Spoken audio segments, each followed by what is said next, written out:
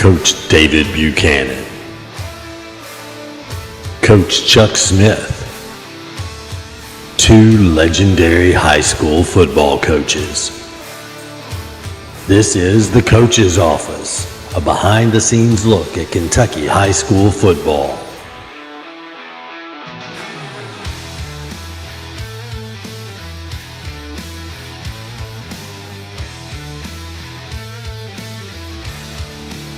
Welcome to the Coach's Office, behind the scenes with Chuck Smith and David Buchanan. This is Season 3, Episode 11. I'm Chuck Smith. I'm joined by co-host David Buchanan, podcast editor / historic segment, Mac Yoakum, and our social media manager is Noah King. Our YouTube version of this podcast you can access at TCOP. T.C.O.P. And if you get on there and you hit like and subscribe, that helps us out. So we appreciate that. We have a different kind of show in store for you tonight. I think you're really going to like it. It's new for us. We have the two head football coaches for Friday night's game between LCA and Raceland. We got Doug Charles of LCA and Mike Salmons of Raceland as our guests. They will they're closing out the regular season, okay, and then we get ready for the playoffs, but this is the final regular season game, and they're going to be on the show. We're going to bring them on here shortly, so be patient. The tough topic for tonight is again anonymous. This time it's from a coach. And when does a head football coach know that it's time to leave jobs, change schools? It's a really good question. It's a tough question, I think. But David and I'll get into that a little bit later. The games of the week, we have Allen County, Scottsville at Barren County. That'll be a really good game. Barren County's having a good year this year. And then Paris at Ludlow. And that's the Randy Reese Bowl. Yeah. Randy won state titles at both places. I thought that was pretty cool. That is. That's really cool. Yeah. Now, a little bit about the coaches, okay? Coach Doug Charles, he's the head football coach of LCA. He's in Class 2A, been a powerhouse in Class 2A, been a player for the state championship, in the mix of the last 3 and 4 years. 2023, he was 11-2 and went to the third round. In 2022, he was 9-5 and made it to the fourth round. In 2021, he was 14-1. It was the state runner-up. In 2020, he was 10-2 and made it to the fourth round. So that just tells you right there, what kind of program he's got and how successful they've been. Coach Salmons is working out of Class A, 2 different classifications. He's in Class A, the head football coach of Raceland. He's currently 6-3. In 2023, he was 11-4, the state runner-up. In 2022, he was 13-2 and also the state runner-up. And then 2021, 12-2, and the fourth round made it to the fourth round semifinals. Wow, this is 2 big dogs playing each other. It's going to be a lot of fun. It'll be a lot of fun for the coaches, I know, but it'll be a lot of fun for fans to watch that game. Both coaches, both programs, as I said, have been major players, major factors in their particular class the last 3 or 4 years, and in the conversation for a state championship. It's awesome to have them on tonight. David, you want to bring the coaches on? Yeah, we really appreciate this. We realize this is somewhat awkward, but we're just trying to give our listeners something a great experience, and we think you guys are a big piece of that right now. So your willingness to do this evening, I can't stress how much we appreciate your time and your willingness to do something that's quite a bit different. And hey guys, thank you all so much for being here and doing this tonight.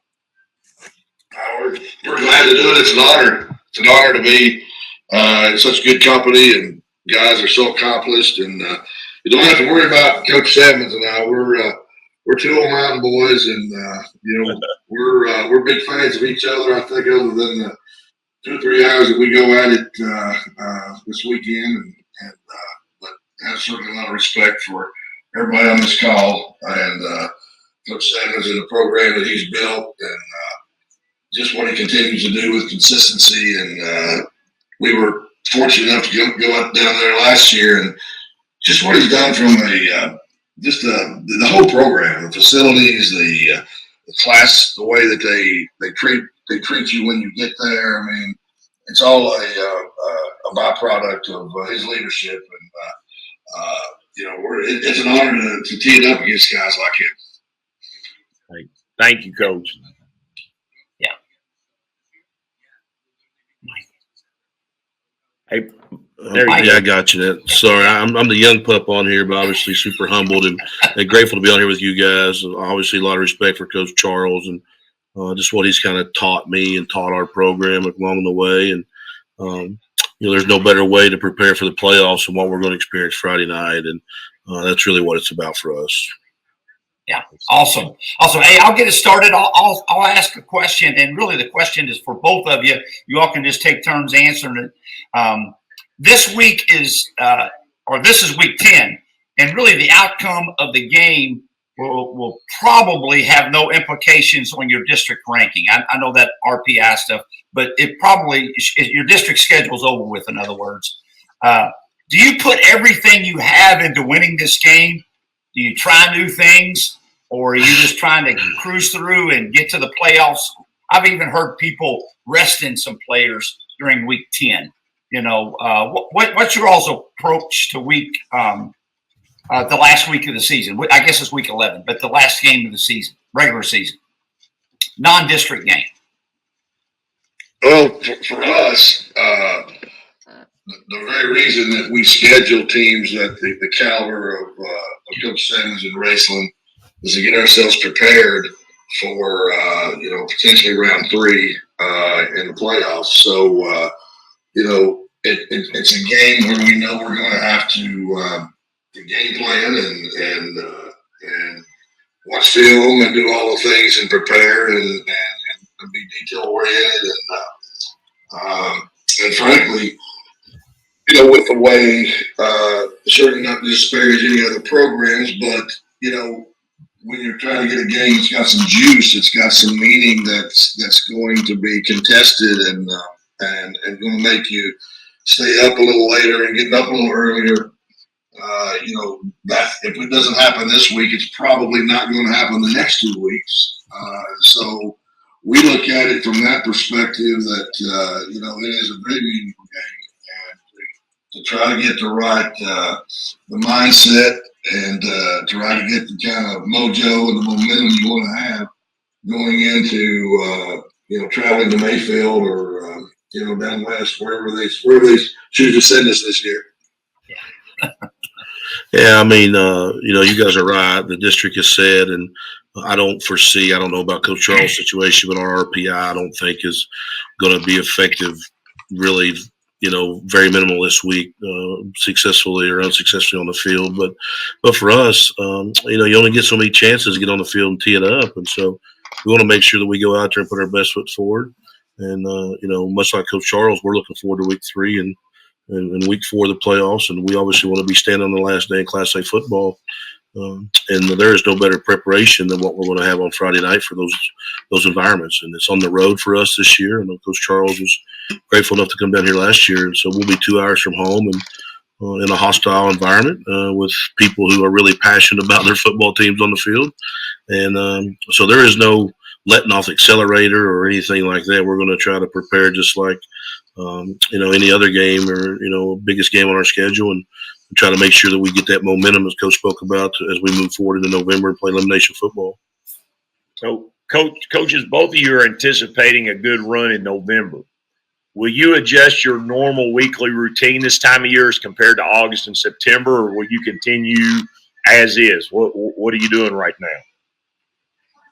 Coach Salmons, we started getting back into that. We had a pretty, last week we had a Washington County team that came in that won 7 football games. So, we had to kind of rev things up a little bit. But, Coach course, us old coaches, we try every little different, everything we can do to try to figure out the magic sauce. And no two teams are different from year in and year out. But one thing we did this year was we took off because our bye week this year didn't coincide with our spring break because I think KHSA moved everything back a week. So it got us out of sync there. So, we had gone through a pretty rigorous, first 5 games, and then we got into district play. So we gave our guys, we were, Shawnee was gracious enough to play us on a Thursday night, right before those storms hit, if you guys may remember that. And so we could get that game in. And then from that night, we didn't see our guys for 10 days. We told them, we said, well, just decompress, work on academics, go to college visits, play all those kind of things, get your legs, get things injured, get treatment, whatever. And, so we're going to trust you guys to come back and see how that worked out. And it's really been good for us. We're getting healthy. This time of year, you're going to have a few things along the way, but fortunately, going into this Friday night, we're as healthy as we've been all year. Got 5 guys that been on and off, but I think they look pretty good today, and I think we're full go on Friday night. So, that's our approach. Is it's been pretty much standard now. I mean, we had a JV game tonight. I'm just getting in from, but it's regular routine. Aside from the senior night and the homecoming was last week, and those kind of things can be a little distraction a little bit, but it's part of the whole high school experience. But we've just kind of taken it business as usual since we gave them that 10-day break. Yeah, great question from coaches there. Our thing here is about how consistent can you be. Our program motto is built on hashtag keep pounding, and we try to be as consistent and stay involved in the process for as long as we can. And so I'm a little bit, and maybe all ball coaches are a creature of habits, so we don't vary too much from the standard. Now we do, have our alternates as we go through our processes. But again, we want to try to make sure that our kids know what to expect, what a Monday practice looks like, or what a Tuesday practice looks like, or what a Thursday practice looks like. And so, credits to coach taking 10 days off. I don't know if I could do that, if I would go crazy, or if my wife would be in favor of me doing such a thing. But we just really try to be real consistent in what we do. There's some changes throughout the nuances of practice and the things that we cover in practice. But by and large, we try to be consistent and try to move forward and just get a little better every day. Yeah.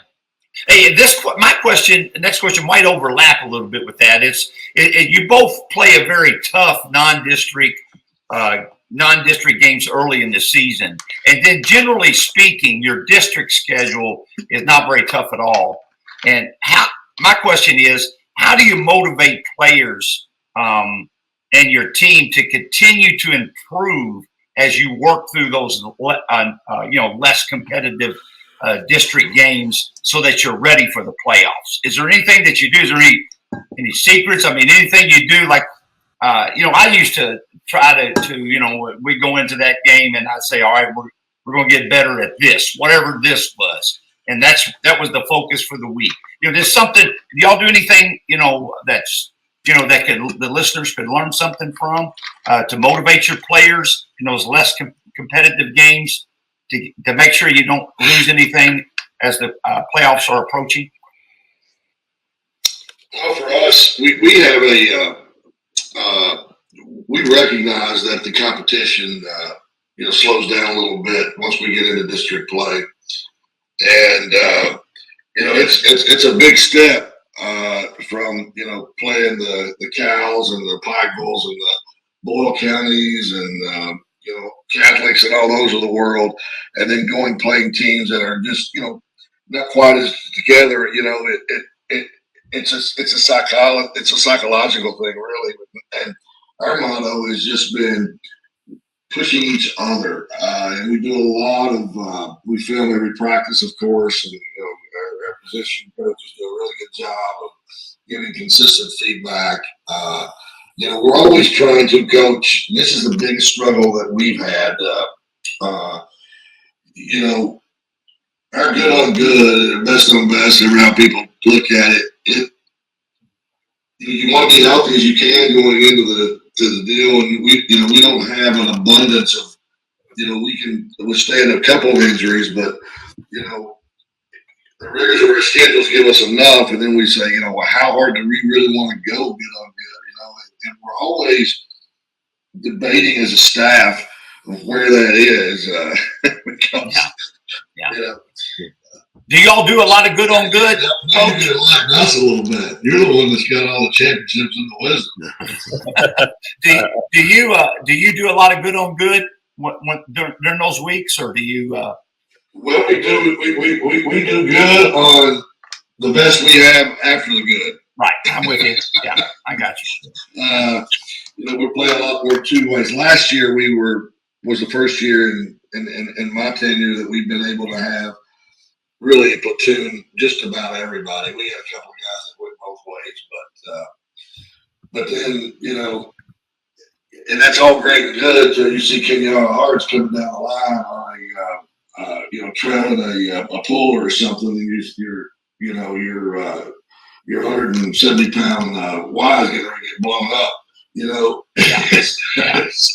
So it's we've always, I don't know that we've ever gotten it right, Coach. We just always try to strike a balance on how to stay healthy and but also keep our guys competitive. We've done little watch scrimmages 3 of the last 5 years to where we've had a night that we've evened up the teams and we've made the rules and we brought officials in. We've tried about every gadget there is to try. Yeah, for us, I think one thing is maybe a little reverse is the reason that some of our district games have been to our advantage is because of those preseason games. I firmly believe some of the things that we have put our football team through the early part of the season allowed us to have some of that district success. Again, no discredit to those teams, right. But just, they don't get, and the way our football team was uncomfortable multiple times. I'm sure Coach Charles has seen us on film, very uncomfortable in some very, very hostile environments, just like his team went through. That's what allowed us to grow and have those successes in those district games. And so I think that's part of the tough schedule too, that you really can get your kids to buy into that. And that's been a big benefit to us. Another thing that we really try to do, and you just try to, as a coach, I learned this from Coach Ross. I know Coach Buchanan's a Bill Tom Ross guy. I love Bill Tom. You try to find just a way to motivate kids. And so last week our opponent had the leading rusher in Class A football. You can say what you want about their level of competition, but the fact of the matter is you're going to catch and say he was the number 1 rusher in Class A football. And so, you just try to hang your hat on, just trying to find a way to motivate those guys when they come in. Hey, this is a lead rusher in Class A football, and, what can we do about it? And so things like that have helped us. To the good on good discussion, Coach Charles, interested to hear you say that. We try to do a period every week called a championship period. I learned that. We picked that up along the way. It's a small period. We're talking 5 to 8 snaps to try to. There's always some exposure there for injuries, as Coach spoke about. You try to minimize those, but just really try to get your best on your best. And we usually try to do it midweek, and that's usually kind of a real hyped up juice period for us. And so that's been good in district play too, just so guys really see that speed, and that will be a big adjustment for us on Friday at LCA is the speed of the game. Just because the past couple of weeks hasn't been able to demonstrate what they're going to be able to do to us. I got you. So, hey, you brought up Bill Tom. We could do a whole episode on Bill Tom, and I learned a lot about a great mindset as a head coach, because we had some huge games, and I tell you what, Bill Tom always took things a lot better in stride than I did. Of course, I was 27 years old, so I guess cut me a little slack, but I love him. Hey, so here's the last question, and this coach, this is a tough one for you. I know for me, I'm never going to get over 11-8 in the quarterfinals at Putnam Stadium when Russell got us. Getting close is tough, and so I'm sort of putting you on the spot here. You guys have both come so close to winning it all. If you could go back and change anything from the past, do you think it would have changed the outcome, or do you feel like what, we had the best plan possible, we just came up a little short? I know that's a tough question. Hey, what do you think, coaches? Well, I know for us, when we were able to get there, first time since '09, which was in 22, I think it was 21, 22, and we had a tried and tested group. We ended up had beat 3 or 4 of the teams and eventually won the state championships that year. But we never, we knew that Beechwood is who they are. Beechwood is Beechwood. And we did everything. I mean, we went and practiced the full week at Georgetown College with the smaller uprights, and we tried to keep things as normal as we could, playing on a Friday afternoon, and trying to keep things as routine as we could. And we would all like to go back and shoulda, woulda, coulda, ifs and buts, and all those kind of things. If I go back to that game, Coach, I guess my biggest regret, if there's a regret, it was a crazy game, and it ended up going into overtime. And they got the ball and they scored 2 plays in, and then we got the ball and scored in 2 plays. And I immediately held up two fingers because I've already told my guys I'm going for 2. And because I knew the week before that they had done, Coach Rash had done the same thing at West Carter. And we had won 2 games that year. We had won 2 games that year against Somerset and Catholic, going for 2 at the last play of the game. So, as a coach with some young people, I also wanted that to be on me. We didn't get it, blame me for going for 2. And the biggest thing, and I go back to regret, is that I got lost in the moment, as did our staff as we reflect back. I didn't realize I could have easily called a timeout and really thought through it a little bit. Yeah. But we didn't. And our guys said, "Hey, guys, we've been scoring here pretty easy. Let's keep it going. Let's not go for 2 right now." So we tried the 1 out there, and we got a block extra point first time all year. And it was a state championship. So, you go back and it's the game, and you win and lose as a team. An interesting story. And Coach Smith, you'll appreciate this. Being from the mountains, being from Pikeville and Jordan Howard DNA and all that. And, always hit it off together with Mike Holcomb and Haddix and all those guys being mountain boys. And so Justin Haddix was playing the next game. And so it was a COVID year, and they were really, really strict on the exchange of how long you could, the handshakes and all that kind of stuff. So I immediately went over and congratulated Coach Rash. And they whizzed me off into the media tunnel there, and they had all the people, the microphones in the deal. It's literally 3 minutes fresh deal, right? And all those microphones in your deal, all that kind of stuff. And I just remember having a piece, and I made a comment, and I said, guys, we competed, we prepared, we did everything we could do to try to win the football game. And, but at the end of the day, it's a football game. And, congratulations to Big Beechwood and I said, well, all I know is that the sun's coming up in the morning and the good Lord's still on the throne. And when I got outside that deal and Justin was playing the next game, the first guy out there to greet me as I came out of the tunnel was Justin Haddix. He said, I've been there, Coach. He said, I don't know if you'll ever get there again. He said, but I've been there. I know what it's like. He was right there.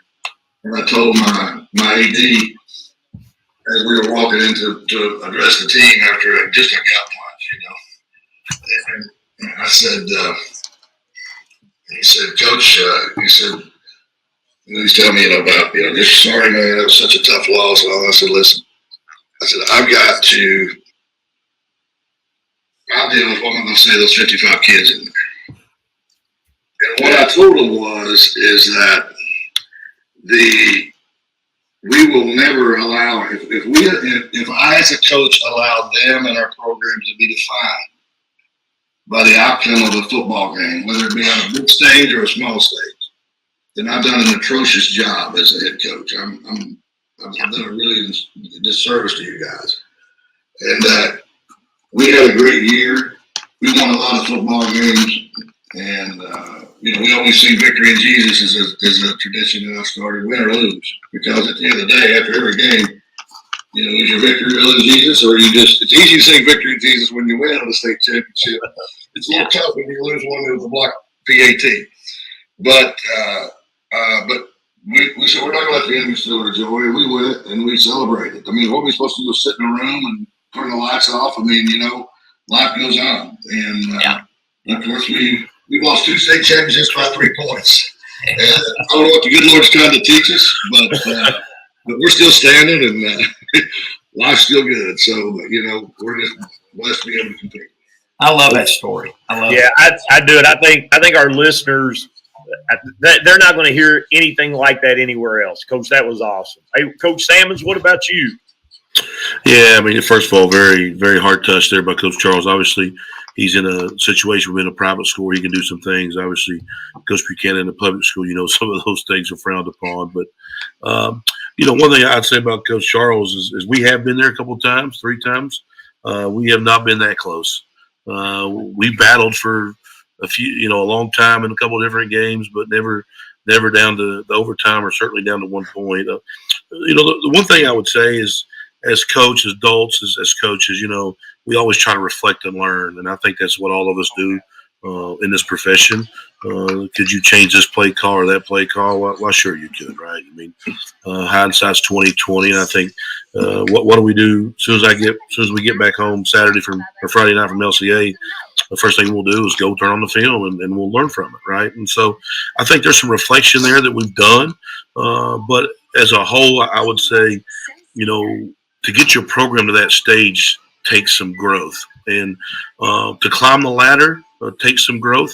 And to stand on top of the ladder takes more growth. And I think that's kind of the evolution or the process that we've gone through. We have certainly climbed some rungs of the ladder. We just haven't hoisted from the top yet. And like Coach Charles says, there's always a lesson there, and the blessing is a lesson. And, hopefully I'm around to see it. And but I just think that's part of it. You don't fall to the top. You got to earn your way there, and it's all part of the story. Yeah. Hey, I appreciate I appreciate y'all sharing that because I think those are the toughest things to talk about. I really do. And you guys were, pretty open, and I think I know those were genuine insights from those experiences that our listeners are not going to get that anywhere else. You guys were awesome. Yeah. I had one of those, Coach Charles, my last state championship game. We lost 21-20, and I had one of those decisions at the end to make. And of course, the one I chose didn't work. That's why we lost. But and I really appreciate your answer because I'm with it 100%. At the end of the game, I just said, you know what? It just wasn't meant to be. And we had a good team. It just wasn't meant to be. I tell all these, I'm blessed with a great staff and a lot of young bucks because I'm 63 and got a lot of miles on me. So, but I tell them if you will accept this pretense from the very beginning, if you win a lot of games, it's because you got a lot of good players. And if you lose a lot of games, it's because you can't coach. I like it. It'll start from that deal. But I know one guy can coach, and he's up there in that far right hand corner. And we go get everything he's got in his bag come Friday night, I guarantee you. Yes, sir. Hey, it's going to be an awesome game, though. I tell you, I'd love to be there at that game. You guys are great coaches, and we really appreciate you being on. I loved your feedback and your information. I know our listeners are really going to learn a lot from it. Yeah. Hey, Doug. I bet you we sold you 100 more tickets tonight. You're going to make all kinds of money at that gate. Hey, Coach Salmon's going to want a piece of that gate before he gets on the bus. Hey, Coach Salmons, we've got youth now. I've got 204. We got a youth league. I got 240 youth kids and our middle school kids. You already beat his middle school. By the way, his middle school knocked our 8th grade out Saturday. He done come up to our house this past weekend and stole our candy. So, and I've got all this big deal, 270 kids and parents, and big old tailgate for the youth night celebration, and man, don't come up here right on my parade. I mean, well, I was talking to our booster club today about lining up post game feed. Sounds like he should have enough food there to feed our boys after the game, right? Oh, by the way, I didn't tell you. We feed our opponents. I'm not kidding you. We got you fed afterwards.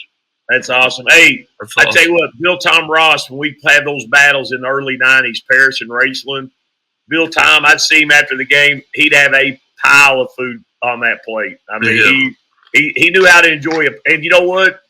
It didn't matter whether he won or lost. He was in great spirits and wanted to talk football, and he was super to be with. I thought of that. You all talking about that post game meal. So, hey guys, you all have a blast Friday night. It's going to be a great night, and enjoy every second of it. Yeah, appreciate it, guys. Really appreciate it. Thank you guys for having us. Thank you. Guys, it's an honor to be on your show. Thank you all. Good luck to both of you. Good luck, guys. When does a head football coach know it's time to leave his job? That's correct. Well, here, I'll go first. When the head football coach and the administration no longer share the same vision for the program, I think it changes best.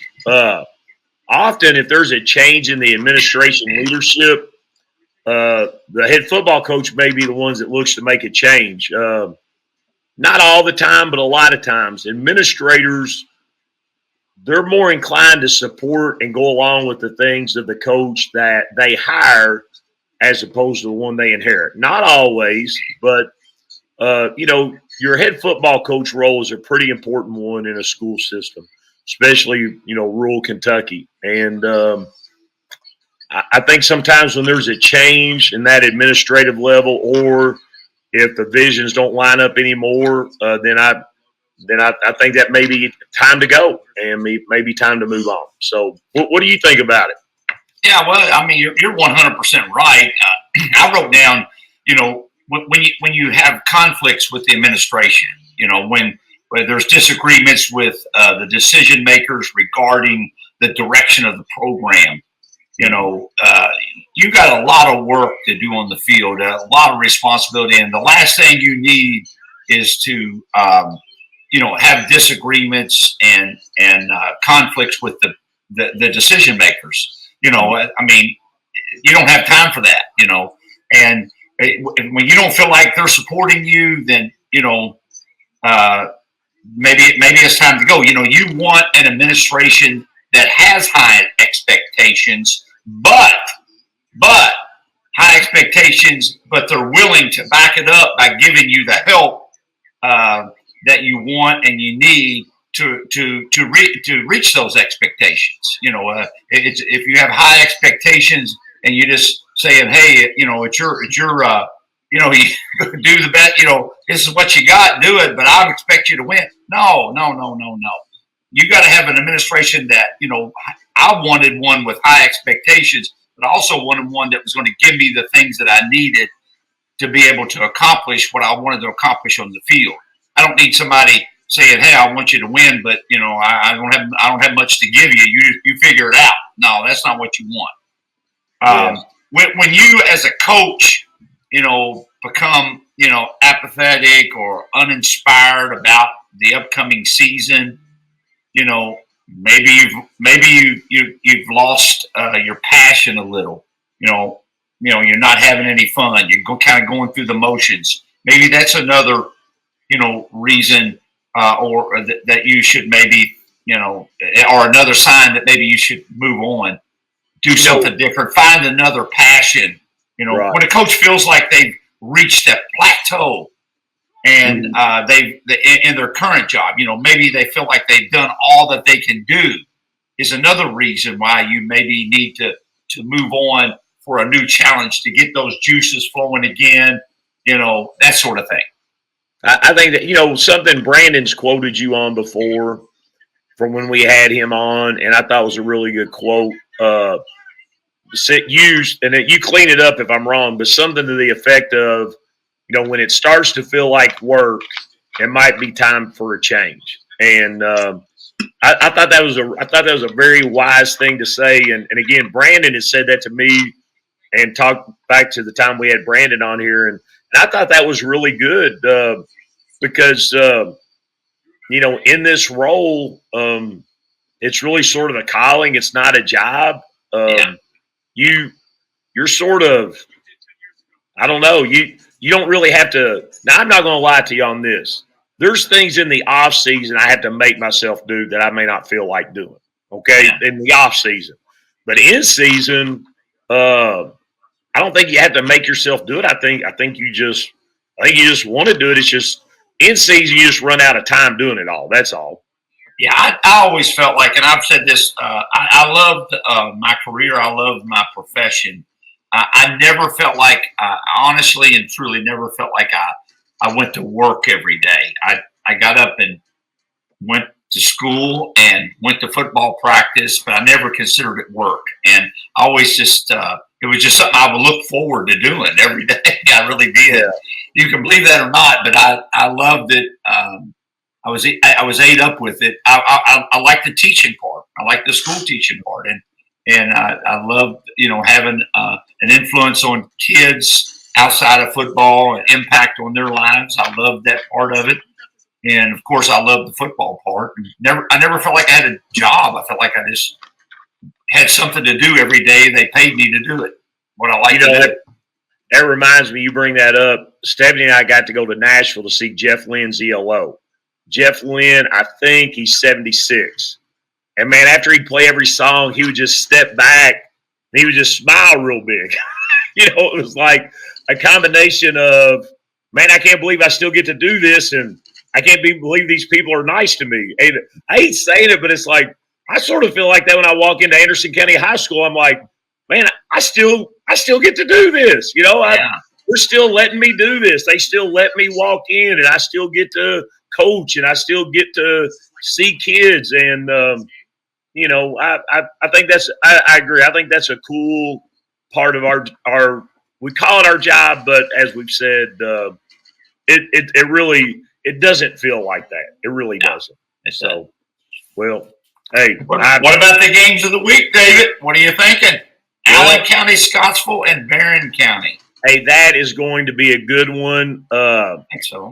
The head coach at Allen County, Scottsville is part of our coaching tree. He's a Larry French guy. Brad Hood, they're 8-1. Their top rusher and receiver is Chase Ross. And their defense is led by Jackson Morris. They just won a tough game with Hopkinsville, and Brad's having a good year. I know he got him in the state finals not long ago, and who knows, maybe this is another year they could make that kind of run. He's having a pretty strong year. Allen County's he's done a really good job over there, and he's having a great year. I've got Barren County, and Barren County, their head football coach is John Meyers. And if you remember John, he was a longtime coach at Russellville, which I'll get to in just a second. But this is his first year at Barren County, and he has them at 7-2. And if anybody knows anything about Barren County, they have not been successful over the last several years. So to have them at 7-2, they're 6A football. and to have them at 7-2 is quite an accomplishment. He lost to Central Hardin this past week, 15-20. That really, there must be something to that, because I thought he would have beaten Central Hardin, but with that kind of record that he's had going on, had going so far this year. As I said, he was the head football coach at Russellville at high school for several years. He was 118-57 there overall. Did a great job at Russellville. He's been an assistant at Glasgow for the past 6 years before taking the Barren County job. I'm not sure that Barren County has ever been or ever seen this kind of success. I really don't. I mean, he's got them off and running and just really doing a great job. Their quarterback is led by Tate Spielman. He's kind of a dual threat guy, so he's not only throwing the ball, but he's also running the ball for some major yardage. And Dylan Thomas and Cody Kearney also carried the load a little bit with the running back position, and the receiver has been Jackson Bird. But I don't know. Barron's having a pretty good year. I'm going to have to go with. It was a hard one for me. I think it's going to be a close game. I think it's going to be a good game. But I'm going to go with Allen County because I think their schedule might be a little bit tougher. I got you. I don't know. I tell you what, I think it's really close. I'm going to go with Barren County because they're home. So, because I just think they're that close. I really do. So, all right. So our next game, I'll let you go first, but I'm calling it the Randy Reese Bowl. Randy won a state championship at Ludlow High School. Then he went to Paris High School and won 2 state titles there. So it's cool to see Paris and Ludlow facing off here at the end of the season, and both have got good football teams. The head coach at Paris, who's been a guest on our podcast, is Tyquan Rice. They're 5-4. They're led in rushing by Alex Coder, and then their top wide receiver also has 2 interceptions and 3 fumble recoveries. His name is Elijah Webb. And Preston Cowan leads the team in tackles, and he's also got 18 tackles for loss. So, wow, that's pretty good. They've got him a handful of players, and hey, they're having a big season on that orange turf. Yeah, they doing a good job. I've got Ludlow, and they're single A football as Paris is, and excuse me. Their head coach is Woody McMillen. He's the head football coach there. This is his 2nd season. He's currently got them at 7-2. I mean, what a job he's done. In 2023, he was 8-5 and made it to the 3rd round. So, I mean, Coach McMillan is doing a great job. He's off to a strong start this year at 7-2. Made it to the 3rd round last year. I mean, he's got it going on right now with this program. His running back is Damian Annis. Really, everything centers around Damian Annis. The quarterbacks the 2 quarterbacks, Jackson Mays and Reed Miller. But again, Damian Annis is had some monster games. 200 yards on 18 carries. 159 yards, I think, on 4 carries and 4 touchdowns in one game. I mean, he's their guy. He's the guy you're going to have to focus on. You're going to have to be able to stop. And the thing about it is nobody's been able to stop him so far this year. So if you compare scores, and I don't always do that because matchups are matchups and they're different for each team. Paris lost to Bishop Bozart 14-21, and Ludlow beat Bishop Bozart 46-35. David, I'm picking Ludlow in this game. I got you. I'm not doing it out of loyalty to the orange and black, although you are. No, I'm not. Yeah, you are. I'm not. But I don't know. Here's the thing: Paris has got 4 losses. They do, okay. But I thought Rock Castle was pretty good. And Rock Castle beat them 1. They did lose to Bishop Brossart at Bishop Brossart. But they played a really good Raceland team within 2 touchdowns. They lost to Hazard. Hey, I've been a part of that Paris Hazard game. That is a classic Class A game. I just think, I don't know. I just sort of think the Greyhounds are going to do it. I just think they're going to. I think the night after Halloween and the orange and black's out. Oh, yeah. Tough to handle the orange and black on Halloween. Yeah. Well, they're going to be two good games there. Yes, absolutely. Be good games, Absolutely. So, hey, David, our guests were really good. I thought they did a good job, and it was a good idea. Something different that we tried, and I think it worked out. Well, I think those 2 guys I appreciate their willingness to give it a shot, and I really liked how they talked about, the growth and, the disappointment in their perspective, but those are hard things to talk about.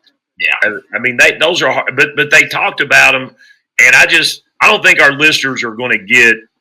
I think it's going to be tough for listeners to find that type of insight and that type of real talk in other places. Those guys were very, very good, and I sure do appreciate it. Our guest next week will be Jay Fallon of Owensboro. I got another anonymous tough topic, and it's fascinating because these anonymous tough topics, part of it is people want to give us an anonymous tough topic. Part of it is people are having real life things that they're struggling with, and they sort of want some help. And they know you and I, we've been through a lot of stuff now. Here's the thing. Next week, I don't think I've ever been through this. I've had times where my staff, they all wanted to whip me, but we worked through it. But next week's anonymous tough topic. If a head coach loses his staff, can he get them back? I mean, I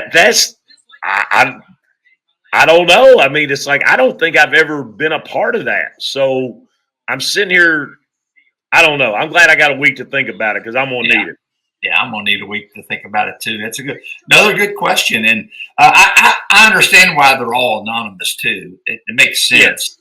Yes. And I tell you what, in a lot of ways, I almost feel like sometimes, I mean, the tough topics have been good. I think the anonymous tough topics might have been so far been maybe a little bit even better. I'll say this. The anonymous tough topics lead us to talk about things that normally people don't want to talk about. Yes. Yeah. I agree with that. Yeah. Hey, Dave, listeners, hang on for Mac's historical segment. It's great. I promise you, you will not be disappointed. It's really good.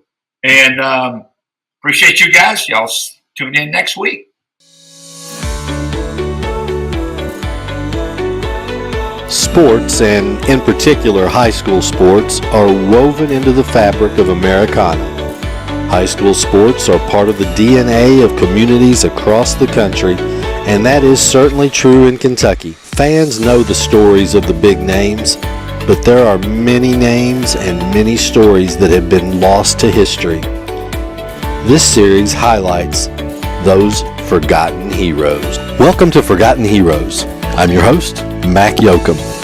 In this episode, we're going to take a look at a star who opposing coaches said was the best they had ever seen, and who had the nickname Set, and who called himself simply Legend.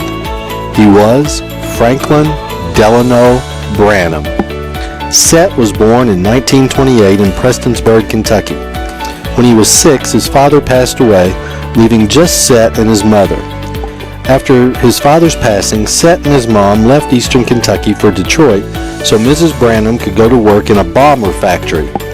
When Set and his mother returned to Prestonsburg, he came back as a big-time athlete. Set was a 3-sport star for the Prestonsburg Black Cats. On the football field, he led the Black Cats to a top 10 ranking. Most games, Set ran over, around, and through the opposition.